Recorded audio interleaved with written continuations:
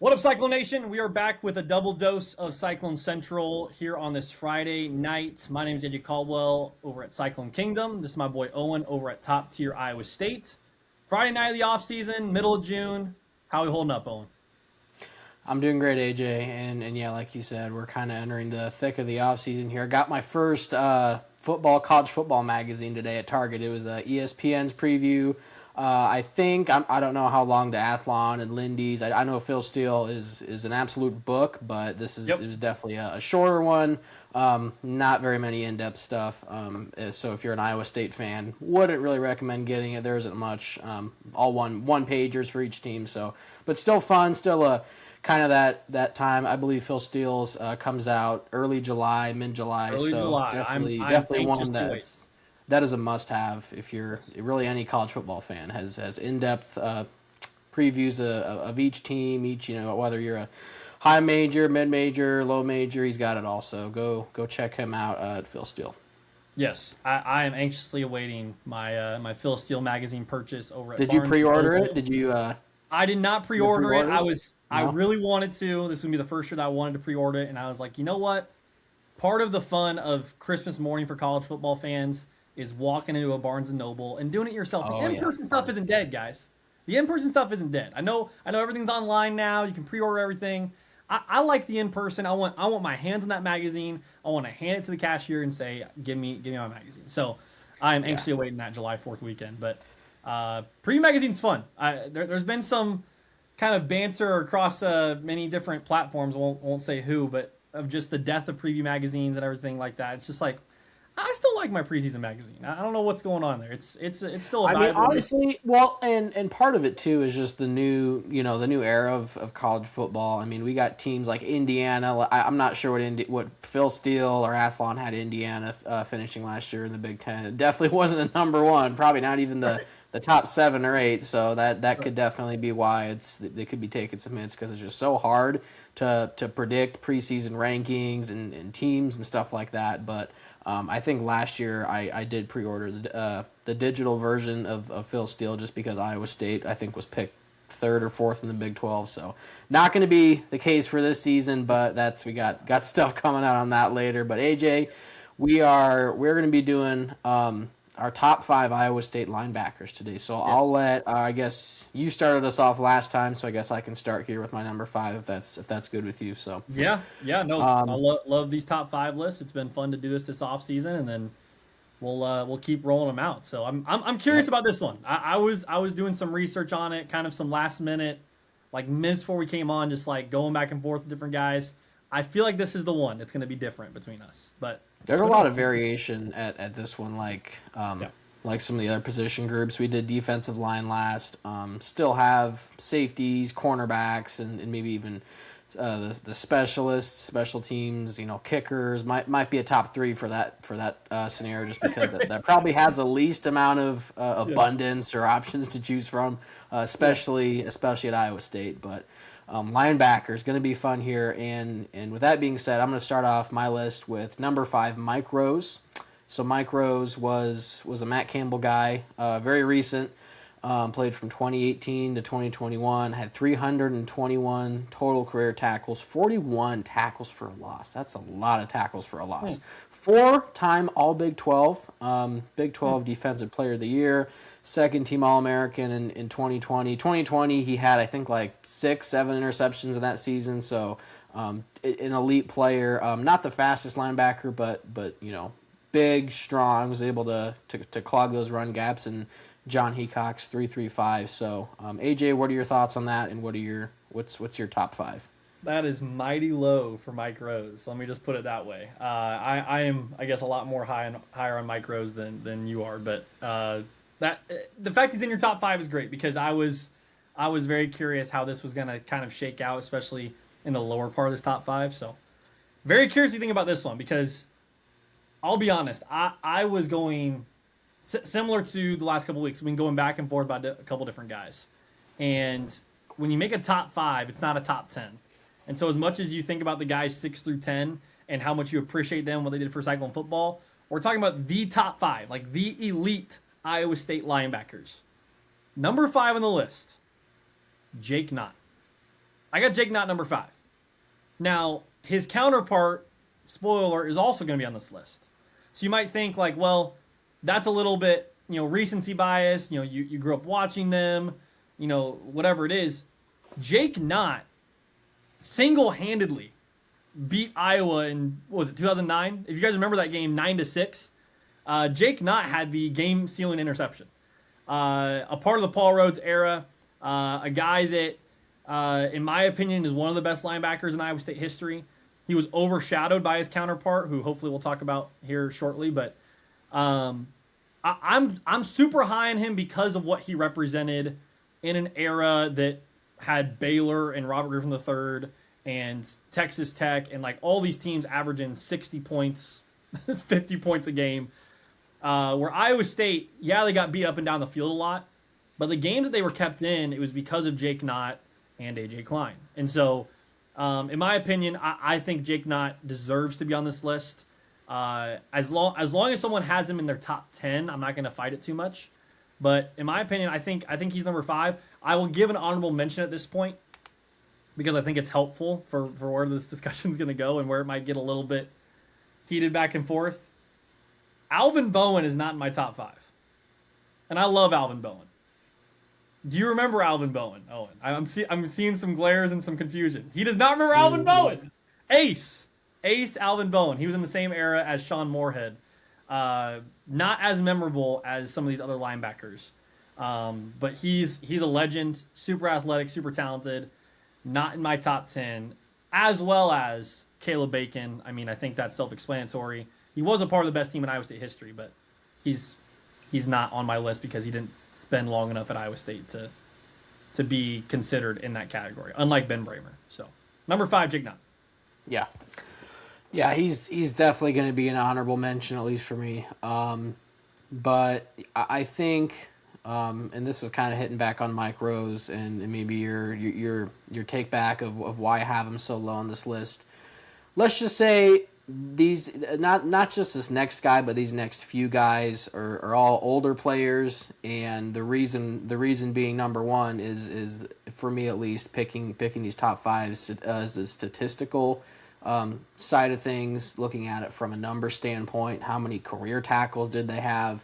How many tackles for a loss do they have? Were they an All-American? Those are really kind of the most telling things, at least in my opinion. And when you're looking, and not to give anything away here, but when you're looking at things from a historical standpoint, you kind of have to look at the eras of college football. So kind of that, 60s through 80s and 90s era might have been a little bit harder to be a linebacker in because it was a run-heavy game. There's a lot of running, so having success in that, probably opens up opportunities for more tackles, but also to make them and also to shed those blocks and make those tackles, which is why my number 4 is going to be Matt Blair, linebacker from 1971 to 1973. Was an All-American. All-American in 73, Sun Bowl defensive MVP in 1971, and had a long tenured career with the Minnesota Vikings. Do you have any other explanation why Matt Blair's only number 4? Well, I mean, these like I said, the guys who are above them. 3. I'm just saying. I'm curious because I'm kind of who are the guys who it was honestly, and he could be tied on if I had to see, he's closer to being tied to that 2-3 spot, but these next guys were equally elite or just as elite as Blair. But I'm curious. You seem pretty surprised. I'm curious to see your next couple picks and where. Yeah, I think that's remarkably low. That's all I will say at this point. So okay. So at least the first 2 guys, I am much higher on than you are. So I'm very curious to see how we finish this list out now. So all right. Okay. So you had Mike Rose 5. I just want to make sure where we're at because I've the same guys in different spots. So you have Mike Rose 5, Matt Blair 4. I have Jake Knott 5. I have his counterpart number 4, AJ Klein. I have AJ Klein number 4 because of who I have above them. So okay. So now I'm really curious where you're going to go because this could go in complete opposite different directions. AJ Klein, I mean, what can you say? Great NFL career. Really in an era of time in the Paul Rhodes era where Iowa State guys weren't making a name for themselves in the NFL, AJ Klein, I think just a couple years ago retired. Really built himself a nice career, built himself a great Iowa State resume. I mean, when you think about, again, similar to when I was talking about Jake Knott, those defenses and what made them stay in games, it was AJ Klein. AJ Klein was one of the best linebackers in the Big 12 of that period of time, period. I know there were some great ones. I know the Big 12, has a lot of great players from Oklahoma and Texas, all that different stuff. But if we're talking about from 2009 to 2012, AJ Klein, you mentioned it, 4 times. Or as you're talking about Mike Rose, but AJ Klein was in the all Big 12 discussions every single year. The fact he was never an All-American, at least to my knowledge, is mind-numbing. And it probably had a lot to do with how terrible Iowa State was as a whole team. He deserves a lot more respect than he's actually given, and I'm super impressed with just him as an Iowa State Cyclone. I think he got inducted into the Iowa State Hall of Fame a couple years ago as well. So his Cyclone history, his Cyclone, how he'll go down in Cyclone lore, I think is very impressive. So AJ Klein is number 4 for me. So now is where it gets interesting, because I haven't mentioned 2 guys that are clearly in my top 5 that you've already mentioned. So I am highly anticipating where you're going to go now. Well, I think this, aside from maybe number 1, this might be the closest in terms of being on par that me and you are going to be here. My number 3 is AJ Klein. Okay. And like you said, just the recency, he has in the Cyclone lore, the career he had, a four-year starter, 4-year player, 361 career tackles, 2 first-team All Big 12, Big 12 Defensive Player of the Year. Somehow wasn't an All-American, which just, it's like Troy Davis didn't win the Heisman kind of stuff, was an honorable mention. But yeah, in the ISU Hall of Fame, and so. And this, I would say, his NFL career is a lot more interesting than people know or think, because this was a guy who was on vacation with his family. I think it was 3 years ago, and the Buffalo Bills gave him a ring and said, "Hey, we need a linebacker. Could you come suit up and dress and play some games for us?" And he said, "Sure." And so that was really awesome. Honestly, I remember. I think I was going somewhere to like Wisconsin or something on a retreat, and I remember looking at my phone and seeing AJ Klein's gonna suit for the Buffalo Bills. I'm like, what? And it's just crazy. And so, just dude's an athlete. Great player. Like I said, definitely a much more easy to remember player, especially for younger fans like me and you. So number 3, AJ Klein. Yeah. Well, number 3 for me is a guy you mentioned at 5, which I thought was a little lower than I expected him to be on your list. But Mike Rose was the cornerstone of the Cyclone defense in 2020. All-American, as you mentioned, all Big 12, year after year after year. 2021, I think people, for a lot of reasons, as you've mentioned very, very candidly and very openly, just how much of a failure of a season that was. Guys, Mike Rose was at the top of his game. I mean, he was, not only was Iowa State in preseason top 10 going into 2021, Mike Rose was considered maybe the best linebacker in college football at Iowa State. I mean, that was unheard of for that time period. Yeah. Just what he did for Cyclone football, what he did as a part of the 3-3-5, as you mentioned. I'm basically just kind of copy-pasting all the things that you said, but a great Cyclone, a guy that really hasn't been given a chance in the NFL, which is kind of interesting to me because I think he's got tons of ability. Might just be the speed factor is what I've thought of. Just he wasn't able to cover guys as well as maybe others. But I appreciate him. I think that senior video with Matt Campbell in tears with all those different seniors. The one with Mike Rose always gets me choked up because Mike Rose was a part of that transformation.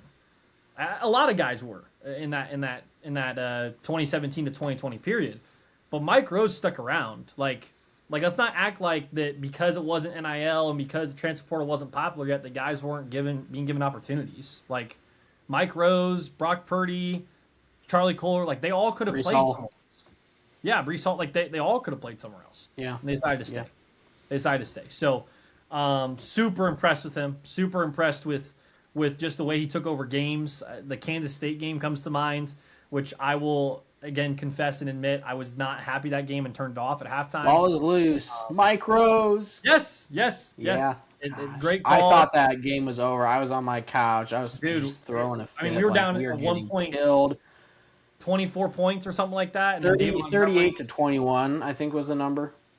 Yeah, and Mike Rose, play of the game. I mean, catching the ball out of the air is, in that shrunk of a pocket, is very impressive. So it's like, here's the ball. I'm going to run with it the other way. I'm going to run it in. So, yeah, again, just really, really appreciate him, and I think that he deserves to be in any of these types of linebacker discussions. So, number 3, Mike Rose. Yeah. Well, it was definitely, like you said, just got better and better each year, despite the 2021 season and the massive disappointment that was.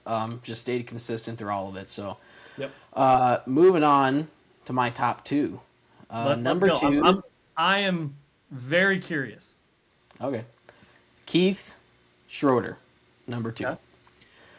Played from 69 to 71, had 398 career tackles, played under Johnny Majors, Earl Bruce, had all conference recognition. So just, again, one of those late 60s, early 70s linebackers, had Matt Blair right next to him. And we talked about with the defensive line and Mike Stensrud, which you didn't have in your top 5 for defensive linemen. Iowa State was an elite defensive team in that era. And so, and these linebackers and their numbers and statistics just go to show that. So, number 2, Keith Schroeder. Yeah, I'm going to be honest, back-to-back weeks, dude, I don't got him in my top 5. I just don't. So, I respect those. I respect those 60s and 70s teams, but I respect a certain person from those 60s and 70s teams, and that's Matt Blair. So Matt Blair's number 2 for me.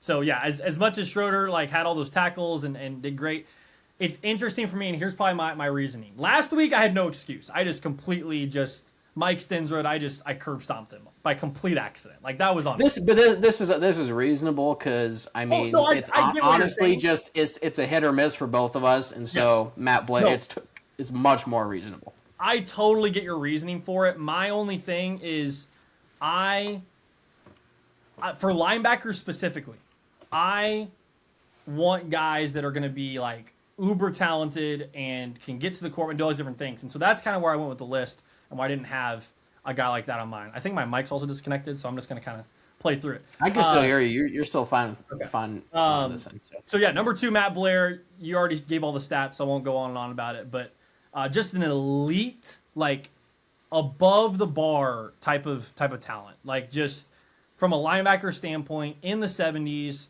when guys weren't making plays like that, he got drafted to the NFL. Keep in mind, in the 70s, guys didn't get drafted to the NFL too much and actually panned out. So the fact that Matt Blair got drafted and played, I think it was, 8 seasons in the NFL, was very really good NFL career. So yeah, I'm incredibly thankful for his time as a Cyclone, and just the talent and ability he had. So number 2 is Matt Blair for me, and now we get down to we've gone 5 for 5 on number 1s. Is this the time where we are different? Let me hear it. Number 1. All right, number 1 is going to be Marcel Spears for me. No, I'm just joking. I'm kidding. I fell out of my chair. I literally thought you said Marcel Spears. No disrespect to Marcel Spears, but I just wanted to see your reaction. That was priceless. Chris Washington. 6 for 6. 6 for 6, baby. Let's go. I'm just looking at his numbers. This is insane. I mean, 457 career, like that's incredible. 168 tackles in one season. That's unheard of. It's just unheard of. Iowa State Hall of Famer, played from 80 to 83. I mean, this dude was just a beast, absolute unit of a linebacker. And so yeah, I'll let you go ahead and say your number 1 here. But if you don't have this guy at your number 1 or top 5, then there's something wrong. You're missing something. 6 for 6, man. I got Chris Washington. So we if you are looking for a different number one, find a different Iowa State podcast. Please stick around. We appreciate you. Yeah. But We appreciate it. Thanks to those of you who are tuning in here and hearing our takes on this. But I'm sure most of you would agree Chris Washington is the best linebacker in Iowa State. Yeah, I mean, to ever wear a Cyclone uniform. Yeah, that's where the tackles come into play and all different stuff. So, you took all my thunder, man. Like I'm still reeling from the Marcel Spears thing, so I'm not gonna say too much. I just wanted to see how you would react. That was so funny. Other than no. I mean, Marcel Spears was a great linebacker. Dude, Marcel Spears, Cyclone legend. One of the best. The interception against TCU, just phenomenal. One of the best celebrations in Cyclone history when he had the football like this against Texas Tech on the one-hand. Call God celebration. Yep. Yes. But yeah, Chris Washington. What else can you say? Just we talked about Will McDonald a little bit last week in terms of top 10 athletes in Iowa State history. Chris Washington might also be on that list. We might need to do that at some point of top 10 athletes of all time at Iowa State. Yeah. But just jump out the gym type of talent, man. Like I wish I was alive to see him play, just from the stuff that I've heard and the stuff that I've seen from him. So yeah, I mean we have different lists when it comes to 2 through 5. You can count on us, man. We got the same. We are in sync with our number one so far. We only have. I would say this one in terms of like 2 through 5. This is probably the most out of sync we've been, but number one has been on par every time. Yes. So, appreciate Chris Washington and everything he did as a Cyclone uniform. I've fallen out of my chair. My mic is completely broken. We are pushing through. This is like the MJ flu. Oh yeah. We appreciate you guys.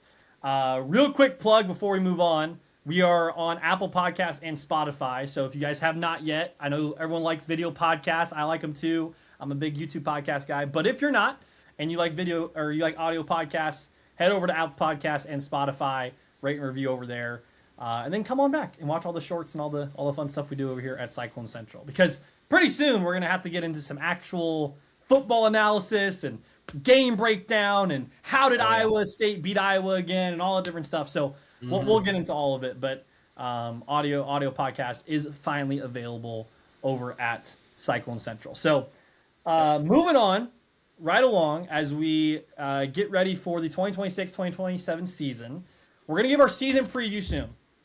And so here's what I want, Owen. As we talk about this next topic of what's the ceiling and what's the floor for Jimmy Rogers in year one, I want us to stray away from the schedule conversation. I know it's super tempting, especially mid-June, to be like, well, on October 21st, they play, and that time will come. And I'm excited for that time. But for tonight, I want to hear what is your floor and what is your ceiling for Jimmy Rogers in year one. And really what we're talking about with that, as we discuss it, is what is a successful season? What is an unsuccessful season? What is a disappointment? What is expected? Kind of bake that cake however you want to. Absolutely love it. Yep. What are your thoughts on Jimmy Rogers going into year one? Yeah, this is I love this kind of stuff because new coach, new staff, new players. So throwing out hypotheticals, throwing out predictions is great. And like we kind of hit on to start the podcast, we could be completely wrong. We could be close to on par, close to what we talked about or predicted or whatever. But Jimmy Rogers, just starting back where it all began. Matt Campbell took the job at Penn State. He was hired like almost instantly, like the night of. Jamie Pollard got on the phone, said, "We want you in Ames." TJ wanted him in Ames. And the question is why? Well, we have a multinational championship winning coach at South Dakota State, and he spent 1 year at Washington State. And what did he do at Washington State? And in order to kind of get a grasp or somewhat of an understanding or reasoning on what's he going to do, how's he going to How is he going to perform at Iowa State, especially in his first season? We have to understand what he did at Washington State. Well, Washington State is in the Pac-12, but the Pac-12 is dead. It's Washington State and Oregon State. It's the Walmart Pac-12. It's not the Yeah, right it's the Walmart Pac-12, the Dollar General Pac-12. It sucks, honestly. I remember when Washington State was good with Mike Leach. You know, they were top 10 team, beat Iowa State in the Alamo Bowl in 2018. Minshew Mania, man. Minshew Mania. Minshew Mania, yeah. But it sucks, you know. I don't hate Washington State. I don't hate I think they have a pretty good fan base. They have a loyal fan base up there in Pullman. But to go 7-6 with a team, 70 new players in a conference. I mean, they're in a conference, but they're not, right? They're playing a wonky schedule. They're playing James Madison. They're playing Virginia, North Texas. Just a big variation of all these teams. To go 7-6 in year one at a team with 1/4 the NIL as Iowa State is really impressive. It's honestly much more impressive than people give them credit for. And they almost beat Ole Miss on the road. They almost beat Virginia. They almost beat James Madison. I mean, they boat raced these teams. Yeah, they were blown out by North Texas and blown out by Washington, but they hung in there for the first half of those games. And his team showed flashes of talent, flashes of, okay, this team can compete. It can run. You know, he can run with these top teams. And the fact that he was one of those close games from going 8-5 or 9-4 is amazing. So I think the hire, I would give it an A- higher in terms of a head coach. You know, when Matt Campbell came from Toledo, that was probably an A+ hire because Toledo, he was doing really hot at Toledo. But Jimmy Rogers, like you mentioned about what Mouse told you, he's going to get it done. Him, his staff, the coaching staff, they're going to get it going in Ames, and I'm feeling pretty confident, not super confident, but confident enough to the point where we're going to be good. It might take a couple years, but we're going to be a consistent Big 12 contender. You know, it might be this year, it might be next year, it might be 4 years. We just don't know. But in terms of floors and ceilings, you know, and it's hard to stay away and stray from the schedule. You know, just breaking down the schedule, and you know they're going to lose this game or they're going to lose that game because we like I said, we have no idea. But I would say the floor for me is going to be 3-9. That's what Matt Campbell went in his first year at Iowa State. I would honestly have it closer to 4-8, just because of the NIL era, but purely in terms of new coach, football talk, you know, I would say 3-9 is my floor for him, and my ceiling is going to be 7-5. All right, he's in the Big 12. You know, Iowa State, and on, you know, I could honestly, and this isn't like a bash of the Big 12 conference. This isn't a, you know, like this, oh, the Big 12 sucks and this is why. But Washington State, I could argue, played some tougher teams last year than Iowa State's going to this year. Because Iowa State, they don't play Texas Tech. They don't play Houston. And so in terms of scheduling, I think it could be about even, if not a little easier in terms of Big 12 teams. They play, you know, Central Florida, Baylor, Cincinnati, which, in my opinion at least, are going to be some of the worst teams in the Big 12. But purely in terms of ceiling and floors, I got the floor at 3 and ceiling at 7. AJ, what about you? What are your thoughts on that? Yeah, I mean, I'll get to kind of what my floor and ceiling is, but I think you made some really good points about Jimmy Rogers and kind of what he's stepping into. So, kind of back it up a little bit. Like, it's really tough to replace a guy like Matt Campbell. Like we gave all our comments about his legacy and what Iowa State fans think of him now and all the different stuff, and we've had those discussions. But if we're talking about Matt Campbell as a coach, like, one of the best coaches of this era, like, in terms of what he did with less, like doing more with less.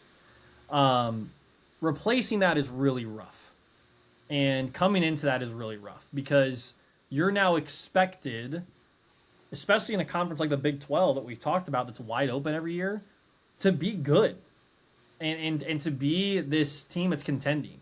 Now, we're not expecting Iowa State to go to the Big 12 championship every year like we were with Matt Campbell, but you should still be kind of lurking very, very soon. So what does that mean for Jimmy Rogers? Well, what it means is in year one, he's probably not going to get there. And so I would have the floor and ceiling very similar to you. I'd be shocked if Iowa State won less than 4 games. I think just how Jimmy Rogers is wired, he's not going to let them lose a lot. The over-under at 5.5, I should just say this, is really solid. That's a really good over-under. Really, it just goes to show, I'll let you finish here. Yeah. The ceiling for me, I would actually have it 8-4. And we'll get into the schedule more so in a couple weeks. But again, with how open the Big 12 is, guys, Iowa State's defense is going to be really good. We're going to give you a deep dive on all of it in a couple weeks. Say what you will about the offense. Say what you will about Tyler Roll and how they're going to roll out this smash mouth football and play keep away, and it's not going to be explosive anymore.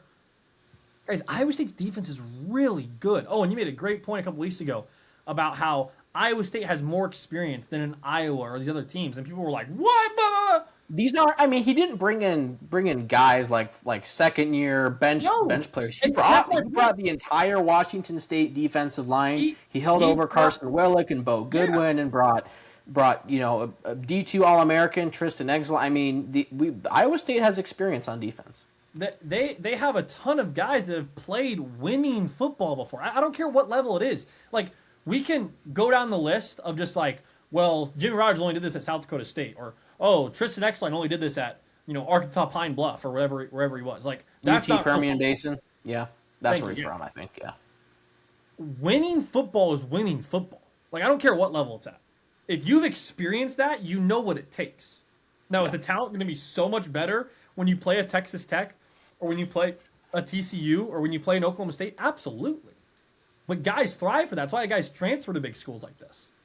And so to see Jimmy Rogers already, we talked about our recruiting a little bit, like already on the recruiting trail, and we didn't really talk about this a lot because it literally just happened yesterday. But guys, he flipped a commit from another Big 12 school. Like, a guy was committed to Houston and flipped on a whim, like off one day with Iowa State, and was like, I want to be a part of this. He knows what this is a guy with multiple Power 4 offers, like Texas Tech, Texas A&M, TCU, Auburn. I mean, the entire Southeastern Conference wanted this guy, and so did most of the Big 12 in the Southern area. Like, what Jimmy Rogers is doing is special for a year one guy. Yep. And so, and I totally get what you're saying. Like, I think, is it more likely than not they finish with a losing record? Absolutely. I think that Iowa State. It's more likely that they finish 5-7 or 6-6 than they contend for the Big 12 and go 9-3 or 10-2. We should take everything with a grain of salt. Like, we should not be expecting a whole lot. At the same time, guys, Jimmy Rogers has won before, and he's won the big one at South Dakota State in FCS. Like, he's done that already twice. Yep. As we mentioned before, he took Iowa to the wire with that defense. Like, he's done these types of things before. Why would we think that he's not going to figure it out at some point soon? Because here's the point, and I mentioned the Big 12 a couple times. He's not in the Big 10. He's not in the SEC. He's not even in the ACC. Even the ACC has some top-heavy teams. Big 12 doesn't have any top-heavy teams. Heck, the supposed top-heavy team went from a quarterback that gambles to a third-string FCS Group of 5 quarterback in a span of 24 hours. Because their backup, Hammond's injured. So Hammond's injured. If that tells you anything about where the Big 12 is at, it's wide open, man. Wide open, yep. Now, I'm not saying, listen carefully, I'm not saying Iowa State's going to win the Big 12 this year. No. I would love that. I would cry real tears if that happened. What I am saying is in year 2, year 3, year 4, look out, guys. Jimmy Rogers ain't messing around. He loves Ames. He loves the culture. He loves the people. He loves his team. He loves actually joking around with people, as crazy as that sounds. Like, we talk about how mind-numbing it was to see Matt Campbell so impersonal. Like, Jimmy Rogers, dare I say, actually cares about other people he doesn't know and is willing to get to know them. Like, this is your favorite coach's favorite coach. And so I am so ecstatic for what he's doing. I'm so ecstatic for what's coming down the pike for Iowa State. Again, in a couple weeks, we'll get into our whole schedule preview and those types of things, which I think will be really fun. But where I sit right now is I have a lot of hopes for Iowa State over the next 5 years. I really do. And wouldn't it be something, Owen? Wouldn't it be something? Is if in the next 5 years, a certain Iowa State head football coach who's departed, everything goes to disaster at a certain school in Pennsylvania. And quiet old Jimmy Rogers, little old Jimmy Rogers, no name Jimmy Rogers, starts building something special in Ames and gets Iowa State back to a Big 12 championship game. And dare I say, wins a Big 12 championship game in the next Actually wins it. Not off the table, guys. So what? 2026? By 2031, there is a chance with how the Big 12 is structured for an Iowa State to make the Big 12 championship game, win the Big 12 championship game, and make the college football playoff. That's right, before Penn State. And if that happens, I tell you what, all these Matt Campbell statue discussions, all these, well, you know, Matt Campbell did this, Matt Campbell did that, Matt Campbell's the best coach in Iowa State history, starts to get a little quiet. And all I'm saying is because of the conference, because of the parity, we just saw it with Indiana, we just saw it with Miami. People don't talk enough about the fact that Miami saved college football, guys. Because if Indiana had played an Alabama, or if Indiana had played a Georgia, or had played an Ohio State, it'd be like, here we go again.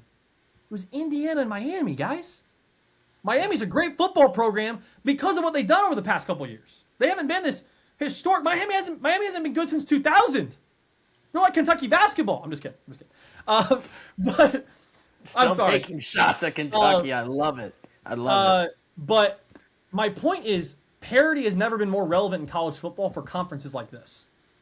And so because they're in that kind of vein, no, I don't expect a lot this year. If we go 7-5 or 8-4, dare I say it's one of the best coaching. We're popping champagne and getting real cocky and confident. It would be one of the best single seasons from a coach ever at Iowa State. So yeah. So 8-4 is my ceiling. I'll go 4-8 as my floor, just because I think Jimmy will muster 4 wins out of them. But I'll say it again, guys. Iowa State's defense is going to be really good. Like people projecting them last in the Big 12. I love it. Iowa State does so well with no expectations. They do so well. And so I'm looking forward to it. That was more long-winded than I wanted it to be, but I love Jimmy Rogers. No, it's all good. Yeah. And like you said, the way he started, you know, he hasn't even coached a fall camp yet, and he has the 37th ranked as of today recruiting class for next year. Guys, the highest I believe, and don't quote me on this, but the highest I believe Matt Campbell's ever had a recruiting class finish is 49th. So if Jimmy Rogers in his first year, first full class, has a higher ranked class than Matt Campbell, that's telling. And this newest pickup, I mean, was it Braylon Lane? I mean, it just goes to show. And you look at guys who have visited, you know, Isaiah Grant, a 2028 4-star receiver, Kansas, Iowa, you know, Illinois, they're all after him. But the things that these kids are saying about the culture, the coaching staff, the environment, about it being crazy and high tempo, high energy, and like they say, I like what they're doing. I like their motto, what they're trying to establish is great. And I think part of that impression, positive impression, is like you said, him being the kind of person he is, being personal, being, you know, funny, being honest, being transparent, rather than being like the other guy, you know. And so I think I was waiting for you to laugh. I know you're laughing about that. You're killing me. Anyway, but like I was saying, this year, you know, if it's a no expectations year, you know, year 2, I think, in just looking at it right now, the trajectory that he could take and this team could take from year 1 to year 2 is massive. Yeah. Not just because of, Aiden Flora being a sophomore and Petaway being a sophomore, and they'll lose Rayner, but like you said, just the experience that this team has. The experience on offensive line, third and fourth year guys from Auburn and Oklahoma and Michigan State, and we've hit on this before, how he prioritized the offensive and defensive lines, because when you build a team around that, when you build, I'm just going to hit on Baylor. You look at Baylor last year. They were, I think, preseason top 25, picked third, fourth in the Big 12, and failed miserably. Went like 5-7. Why? Because they didn't have a good defensive line. They didn't have a good offensive line. They had, they had really good skill players. They had really good receivers and tight ends and stuff, but they didn't have a good defense. And this is kind of the last hint that we'll throw towards the schedule. But there's going to be a lot of games that Iowa State can be in. Even if it's at BYU, even if it's, at Iowa, having that experience on defense. At where? At Iowa. At Iowa, Kinnick Stadium. The place where top 10 teams go to die, but they never beat top. Anyways, Jimmy Rogers, has started off really as good as any first-year head coach has, like I said, in terms of recruiting, in terms of who they got in the transfer portal. The guys that he was able to keep, like Carson Willick, Bo Goodwin, Eden Flora, Zamir Hawk, it's good. It is steps in the right direction, steps towards 3-4 years down the road, making a Big 12 championship, being in contention for the college football playoffs, which day one, day two, he said that's our goal. Tyler Roll has said, he tweets championship mindset, strive towards greatness, strive towards championships, and I'm really glad to see that confidence and that mentality out of the coaching staff. It's great, and just having that experience, having guys who are willing to play for him, guys who are willing to work their tails off, is great. Obviously he's got that fun little kind of quirky personality to him, but he's also a serious dude. At the spring practice, he was locked in, he was yelling, he was giving commands like a general, and so. Great to see out of him, and I think our floors and ceilings are pretty solid. Let us know what you think in the comments and stuff. But I think 8 wins and 4 losses is honestly really solid.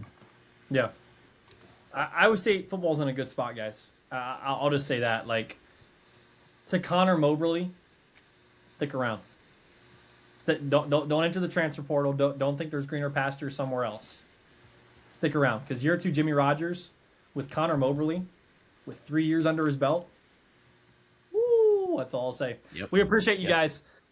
This is a fun thing we get to do once a week, twice a week, however many times we get on here. Every single week, it's a privilege and a pleasure to bring you guys exclusive Iowa State Cyclones content.